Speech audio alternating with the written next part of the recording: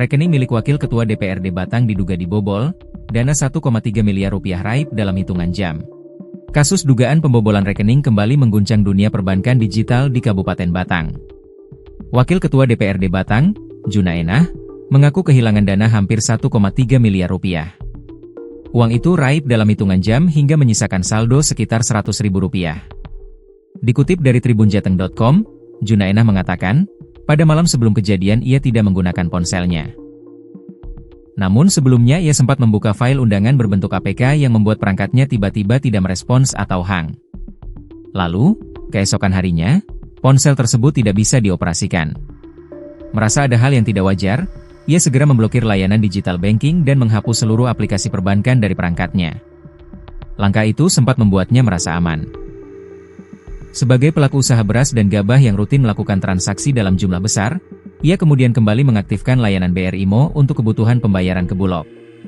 Ia mendatangi kantor Bank Rakyat Indonesia di Batang untuk proses aktivasi ulang. Registrasi ulang dilakukan oleh petugas layanan nasabah menggunakan ponselnya. Ia sempat meminta agar tidak lagi menggunakan email dan nomor lama, meski disebut hanya bersifat sementara. Tanpa sepengetahuannya, akun tersebut juga terdaftar dalam layanan IBIS dengan limit transaksi harian mencapai puluhan miliar rupiah.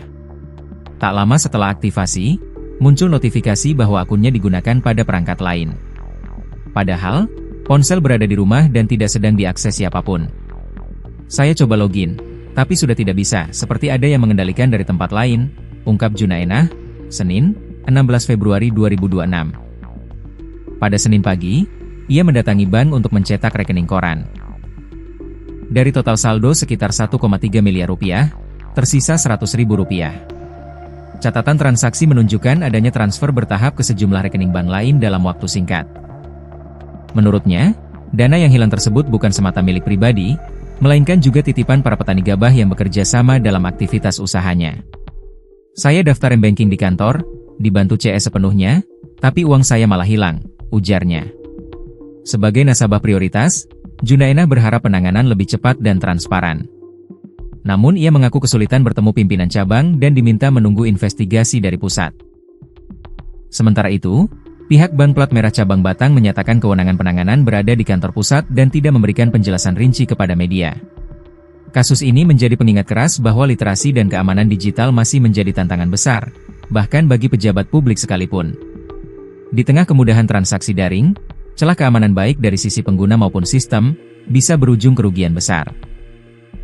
Peristiwa ini pun memunculkan pertanyaan yang lebih luas, sejauh mana perlindungan bank terhadap dana nasabah di era digital, dan bagaimana mekanisme tanggung jawab ketika sistem diduga berhasil ditembus. Hingga kini, Junaenah masih menanti kejelasan nasib uangnya dan mungkin juga jawaban atas kegelisahan banyak nasabah lainnya.